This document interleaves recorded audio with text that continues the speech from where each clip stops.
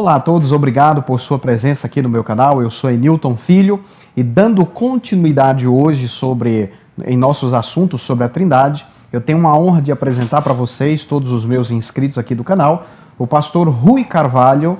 Ele mora a 30 quilômetros de Dallas, no Texas, nos Estados Unidos, e eu tive a honra de conhecê-lo nas redes sociais já faz um bom tempo, e de lá para cá a gente vem trocando algumas conversas, alguns materiais, algumas informações. Nós nos identificamos muito por aquilo que nós postamos, compartilhamos nas redes sociais, e ele gravou ultimamente um vídeo muito interessante sobre a Trindade, de uma forma prática, simples, e eu pedi a ele autorização. Eu gostei tanto do vídeo que eu pedi a ele para postar aqui no meu canal no YouTube, e eu quis trazer esse presente aí para vocês também. Assim como o pastor Rui me abençoou através desse estudo, que você possa ser abençoado através da palavra de Deus. Desde já eu quero agradecer o pastor Rui Carvalho por esta oportunidade, por ter permitido que eu colocasse o vídeo dele aqui no meu canal. Um abraço, pastor Rui.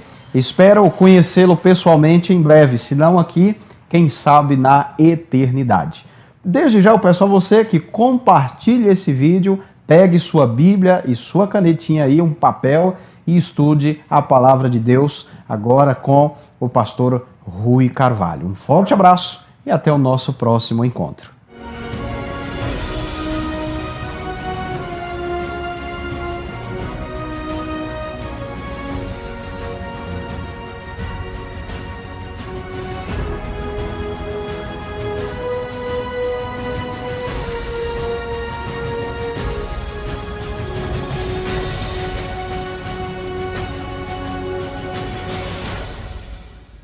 No estudo de hoje nós vamos nos deter no tema Trindade. O que é a Trindade? De onde vem isto? Qual a importância para o cristianismo? Vocês sabiam que alguns grupos religiosos não acreditam na Trindade? Por exemplo, os mormons não acreditam na Trindade. As testemunhas de Jeová tampouco acreditam. E inclusive os islâmicos, que compõem uma multidão de 1,5 bilhão de pessoas, não acreditam na Trindade. E nós cristãos? Nós cremos no que está escrito aqui. E a Bíblia apresenta exaustivamente esse tema extraordinário, com clareza e sem rodeios. Mas o primeiro verso que eu gostaria de estudar com vocês é o de 1 João 4, verso 8. Aqui diz o seguinte: aquele que não ama não conhece a Deus, porque Deus é amor. Bom, o que tem a ver amor com a Trindade? A compreensão aqui é simples, porque o amor em si só expressa, o amor ele é melhor expresso dentro de um contexto de relacionamento. Deus ama os seus filhos. Deus ama as suas criaturas. E a Bíblia diz que Deus é amor. Deus não tem amor, Deus não gosta do amor. Deus é amor em essência. Ele é todo amor. E como Deus pode ser amor? Bom, se nós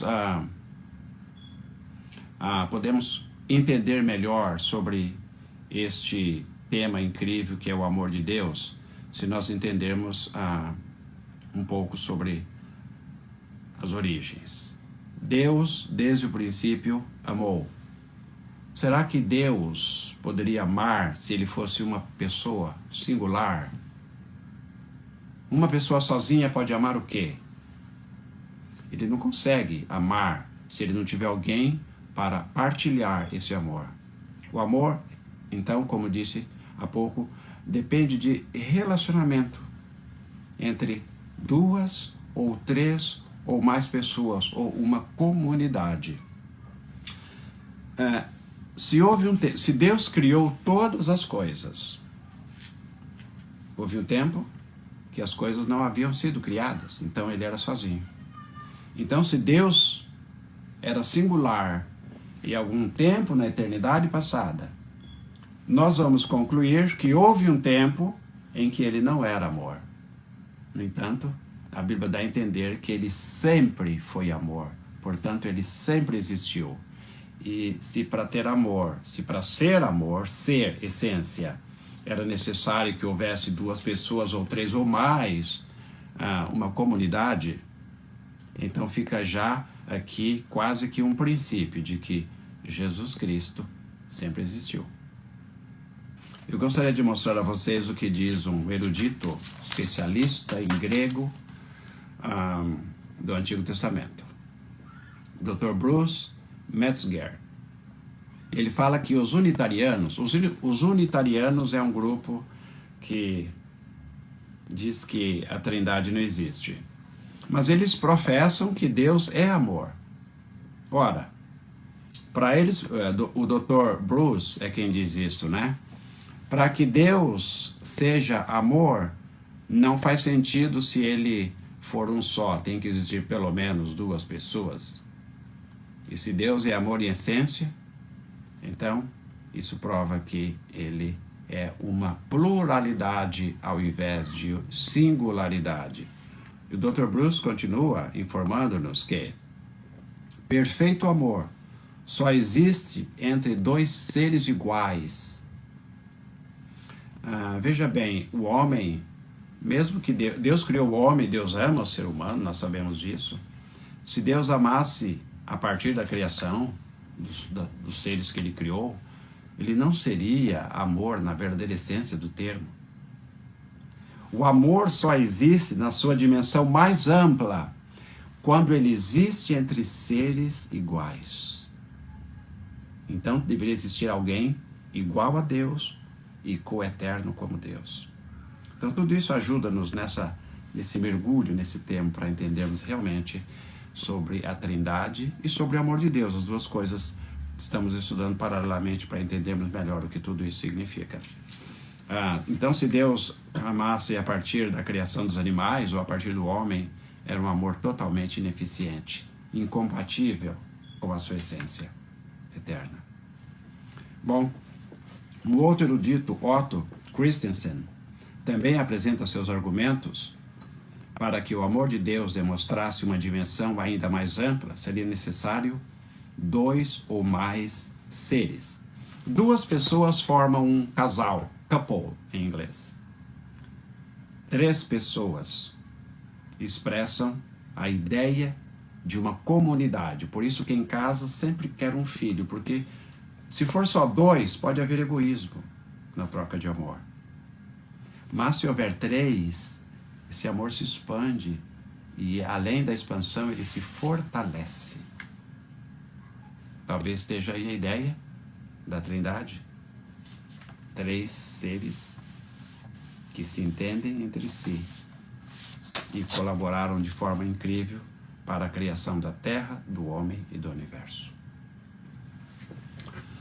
No Evangelho de São João, capítulo 3 a 17, João apresenta uma variedade enorme de textos mostrando essa relação íntima que há entre Deus, entre Jesus, o Pai e o Espírito Santo. Depois, em São João 14, verso 9, nós encontramos um texto interessante que eu quero ler para vocês. São João 14, verso 9. Lemos assim.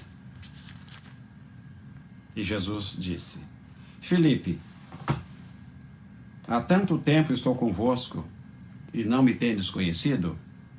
Quem me vê a mim, vê ao Pai. Como dizes tu, mostra-nos o Pai? Então Jesus mostrou uma coisa, Filipe, que ele e o Pai eram a mesma coisa, embora não fosse a mesma pessoa. Agora, alguns pensam, ok, então isso quer dizer que Jesus e o Pai, como seres que uma hora se apresenta de um jeito, outra hora se apresenta de outro. Será que é esse o intento de Jesus ao dizer para Filipe que quem me vê a mim vê ao Pai? Essa ideia chama modalismo. Tá? Deus se apresenta de diversos modos. Isso é uma grave heresia. Não é isso que Jesus quis dizer. Jesus quis dizer: Se você está me vendo, Felipe, é o mesmo que você está vendo o Pai, porque eu sou igual ao Pai, nós nos entendemos perfeitamente, o amor que eu expresso, a ternura, o cuidado por vocês, é exatamente o mesmo do Pai pelas suas criaturas. Em outras palavras, foi isso que Jesus respondeu para Felipe naquela ocasião. Então não há aqui nenhuma tendência para a heresia do modalismo, nem do sabelianismo, nem do unitarianismo. Todas essas heresias não têm sólida sustentação bíblica. São realmente ensinos heréticos. E nós temos que tomar muito cuidado com isso, porque, infelizmente, nós estamos vivendo num momento, numa geração aqui, onde milhares de cristãos que aceitaram o evangelho alegremente foram iludidos por falsos heréticos mentirosos que negam a Bíblia, a divindade e tantos ensinos sagrados. Temos que tomar cuidado. Se você tiver dúvidas, se você ama a Deus e quer continuar servindo a Deus, por favor, se você tiver dúvidas, procure alguém, tire as suas dúvidas, mas não caia no engano dos heréticos. Há alguns, inclusive, que eu conheço, que dizem que a Trindade é uma doutrina diabólica, uma coisa horrível, que isso não existe, que nós cremos num Deus que não existe. Não pode ser. Tá? Essas pessoas estão equivocadas. A Bíblia mostra evidências fortíssimas desses três seres celestiais. Agora, São João 14, verso 16. Esse verso é interessante, porque aqui nós vamos identificar três seres, tá? Distintos. Eu rogarei ao Pai, tá? Eu, Jesus, tá? Eu rogarei ao Pai. Quantas pessoas nós já identificamos até aqui? 2. Ele e o Pai. Eu rogarei ao Pai, e ele vos dará outro Consolador, a fim de que esteja para sempre convosco. Interessante. Ele estava dizendo que o Pai enviaria outro Consolador. Portanto, enviaria uma terceira pessoa. Porque se Jesus fosse o Espírito Santo, o verso diria mais ou menos assim: eu rogarei ao Pai e ele me enviará para que eu esteja para sempre convosco. Mas o texto não dá margem a crer nisso de forma alguma, ao contrário, ele mostra a evidência de três seres. Depois, no verso seguinte, o Espírito da verdade, que o mundo não pôde receber, porque não o vê, nem o conhece, vós o conheceis, porque ele habita convosco e está em vós. Claro o texto, não? Agora, nós vamos para São João, ainda 14, verso 26, e encontramos um outro texto também interessante. É quase o mesmo texto do verso 16, mas com outras palavras. Mas o Consolador, o Espírito Santo, a quem o Pai vos enviará em meu nome. Perceberam de novo? Três seres distintos. O Espírito Santo, aquele que o Pai vai enviar em meu nome. Então não dá para ninguém negar textos como esses dois. E tem muitos mais que o tempo não me permite discorrer sobre eles. Mas esses dois realmente nos ajudam a compreender que são três seres distintos. Cada um tem a sua função dentro do papel da divindade. Continuando a nossa leitura bíblica, vamos ler Gênesis capítulo 1, verso 26. Também disse Deus: façamos o homem à nossa imagem, conforme a nossa semelhança, que tenha domínio sobre os peixes do mar, sobre as aves dos céus, sobre os animais domésticos e sobre todas as coisas. Portanto, nós vemos aí que Jesus declara a sua unidade com o Pai e com o Espírito Santo. Sempre, sempre a Trindade trabalha em perfeita harmonia entre si. Nunca se quer discórdias ou qualquer coisa que não dê certo. Sempre, sempre com perfeição plena e absoluta, assim como Deus sempre é. Ele trabalha desta forma. Agora, eu convido vocês para Deuteronômio 6, verso 4. Ok? Deuteronômio 6, verso 4. Aqui é um verso interessante, onde diz: ouve, Israel, o Senhor nosso Deus é o único Senhor. Muita gente pega esse texto e diz: está vendo? Está aí. o único Senhor. Só existe um Senhor. E, de uma forma muito simplória, acham que o assunto está resolvido. O que será que Moisés tinha em mente ao escrever esse texto? Tá? Isso aqui é importante. Nesse texto, Moisés usa cuidadosamente uma palavra hebraica quando ele diz aqui no final do verso 4: o Senhor Deus, nosso Deus, é o único Senhor. Esse único, ele não usou a palavra Yashid, que significa um, isolado, sozinho. Ele usou uma outra palavra que é uma unidade composta.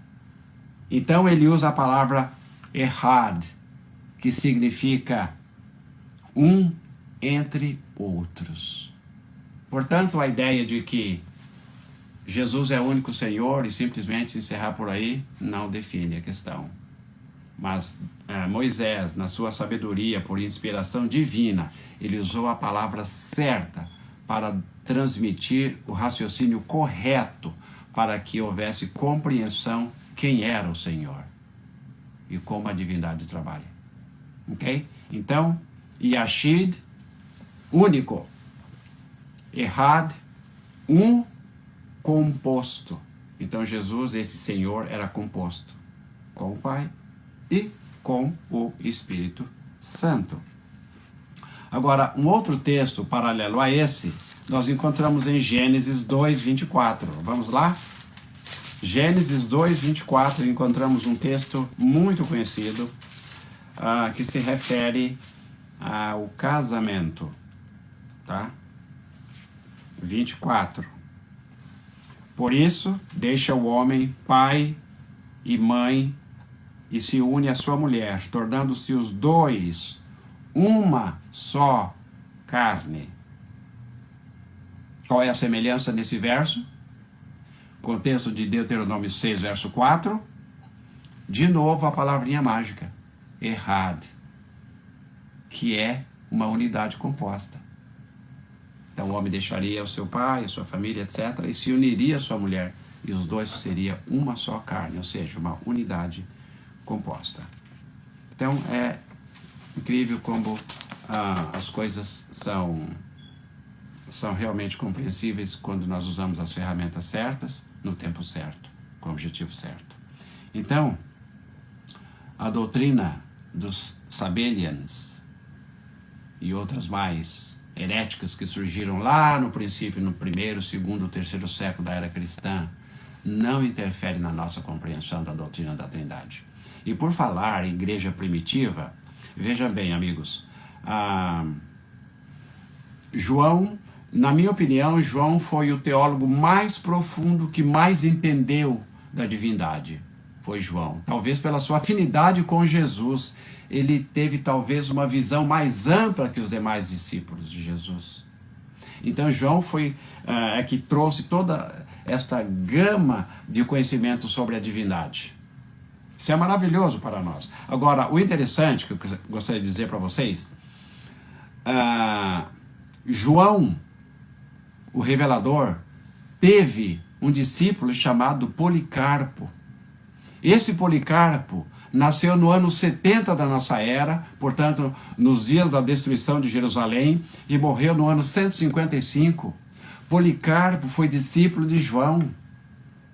Agora, esse Policarpo teve um discípulo mais tarde chamado Irineu de León. Esse Irineu nasceu no ano 130 e faleceu no ano 202.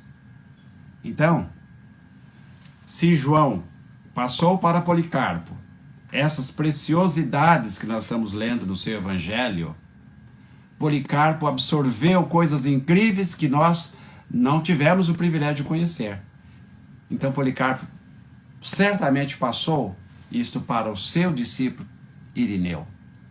Tá? E interessante, amigos, Irineu, Policarpo e muitos outros acreditavam na Trindade. O primeiro registro da palavra Trindade vem de Tertuliano. do segundo século. Percebem? Então alguns dizem, não, mas a Trindade foi inventada pela Igreja Católica, foi Constantino que fez no Concílio de 325. Isso é uma grande mentira, um disfarce, uma forma de atrapalhar a solidez do cristianismo. Constantino não fez nada disso no Concílio de Nicéia. Então vemos que a Trindade é bíblica. Confiemos em Deus, confiemos na sua palavra, não tenhamos medo de crer no que está escrito, porque o que está escrito ninguém pode mudar. Ok? Nós voltaremos com o próximo vídeo, com outro tema. Deus abençoe todos vocês.